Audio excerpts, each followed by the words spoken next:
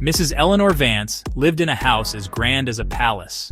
Her windows looked out upon a world she believed belonged to her. Money was the language she spoke best. It was the yardstick by which she measured every soul she met. Those with less were, in her eyes, simply less.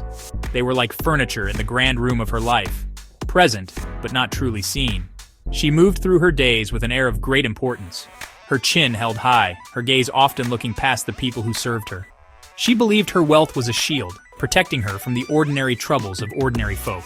It made her strong, she thought, and it made her better than them. Her days were a parade of expensive habits and casual dismissals.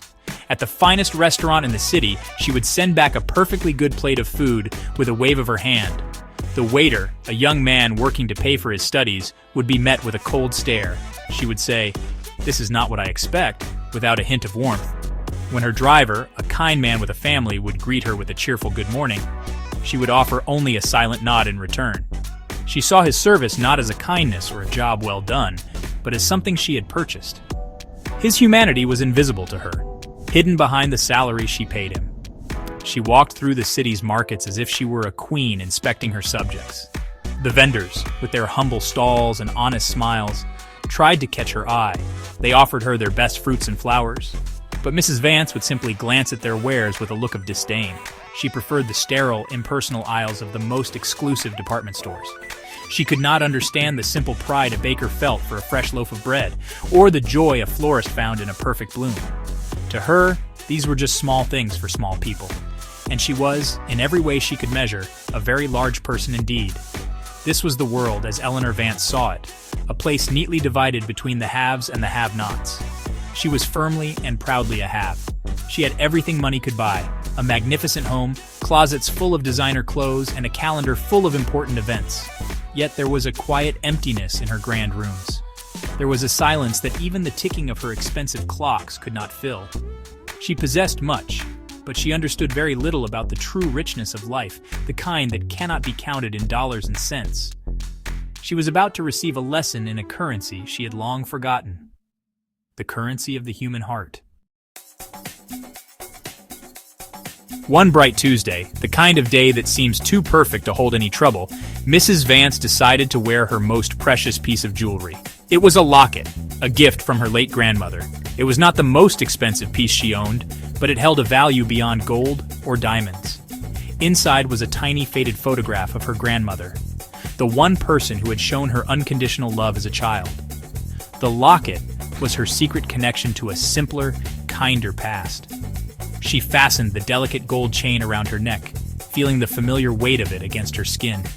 It was the one thing that money could never, ever replace. Her errands took her to the bustling heart of the city, a place she usually avoided. She had to visit a special artisan, and her driver had the day off. Annoyed by the crowds, she hurried along the cobblestone streets, her expensive heels clicking with impatience. The noise and the people pressed in on her. Everyone seemed to be in her way. She clutched her purse tightly, her mood souring with every step. She felt a small, sharp tug at her neck as someone bumped past her in the throng, but she paid it no mind. She was too focused on her destination and her disdain for the commonness of it all. It was only when she reached the quiet of the artisan's shop that she noticed. Her hand went to her neck, a nervous habit, and her fingers met only bare skin. The locket was gone. A cold panic, unfamiliar and terrifying, seized her. She frantically searched her purse, her pockets, her heart pounding like a drum against her ribs. It was not there. The chain must have broken. It must have fallen somewhere on that dreadful, crowded street. All the money in her bank account, all her influence, all her power, suddenly felt useless. It could not turn back time. It could not find one small golden locket in a city of millions. For the first time in many years, Mrs. Eleanor Vance felt helpless. She stood on the street retracing her steps, her carefully composed face now etched with desperation. People hurried past, their faces a blur. They were strangers, the very people she had always looked down upon. How could she possibly ask them for help? She, the great Mrs. Vance, reduced to this pitiable state. Money was her tool for every problem, but this was a problem of a different sort. It was a problem of chance, of loss, of the heart. And in that moment, her vast fortune was worth no more than the dust on the cobblestones beneath her feet. As tears welled in her eyes, a small voice piped up beside her. "Are you all right, ma'am? You look like you've lost something." Mrs. Vance looked down to see a little girl, no older than 10. The child's dress was faded and patched, and her shoes were worn, but her eyes were bright and full of a sincere concern that startled Mrs. Vance. The rich woman was about to dismiss the child, to wave her away as she would a fly, but the desperation in her heart held her tongue. She could only nod, unable to speak past the lump in her throat. The little girl was not like the adults who hurried past. She had stopped. She had seen. "Sometimes when I lose a marble, I look for where the sun shines," the little girl said, her voice soft and thoughtful. "Things that are shiny, like to hide in the light." This was such a simple, childish piece of wisdom, yet it was more helpful than anything Mrs. Vance could have imagined. The girl did not ask for money. She did not seem too intimidated by Mrs. Vance's expensive coat or her stern face. She simply saw a person in distress and offered the only thing she had, a kind thought and a helping hand. She took Mrs. Vance's hand, her small warm fingers a surprising comfort. "Let's look together," she said. Together, they walked back along the path Mrs. Vance had taken.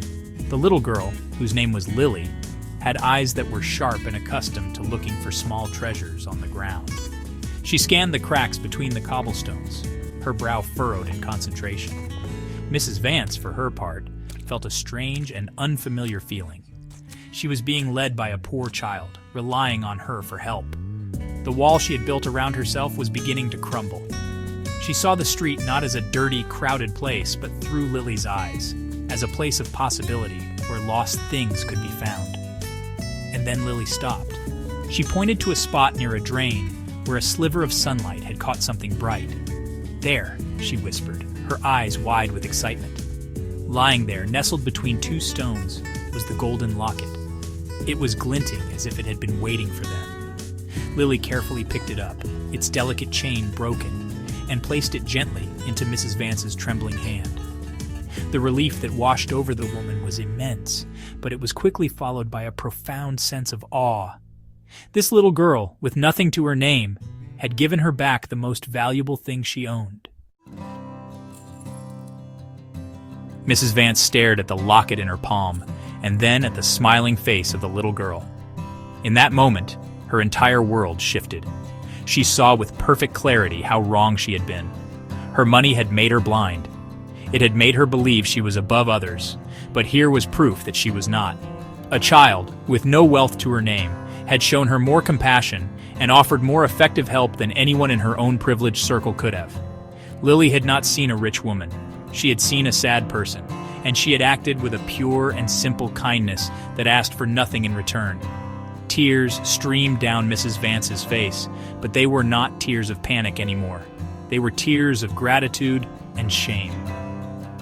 She reached into her purse, her first instinct to offer a reward, a large sum of money, but she stopped. She looked at Lily's earnest face and realized that money would be an insult. It would turn this beautiful, selfless act into a transaction, just like everything else in her life. Instead, she knelt down for the first time, looking someone of lesser means directly in the eye as an equal. "Thank you," she said, her voice thick with emotion. "You have no idea what you have done for me." From that day forward, Eleanor Vance was a changed woman. The incident with the locket had opened her heart. She began to see the people around her, truly see them. She learned her driver's name was Thomas and that he had a daughter who loved to draw. She started visiting the local market not to buy, but to talk to the vendors and listen to their stories. She discovered a richness in their lives that she had never known, a wealth of spirit that made her own fortune seem pale in comparison. Her grand house began to feel less empty, filled now with a warmth that came from connection, not from central heating. She found Lily, and instead of just giving her money, she invested in her future, ensuring she had the best education possible. But her greatest gift was not financial. It was the gift of her time, her friendship, and her respect. Mrs. Vance learned that true worth is not measured by what you have, but by what you give. She learned that humility is not a weakness, but a strength. The little lost locket had helped her find something far more precious, her own lost humanity. And in finding it, she became the richest woman in the city, in a way she had never been before.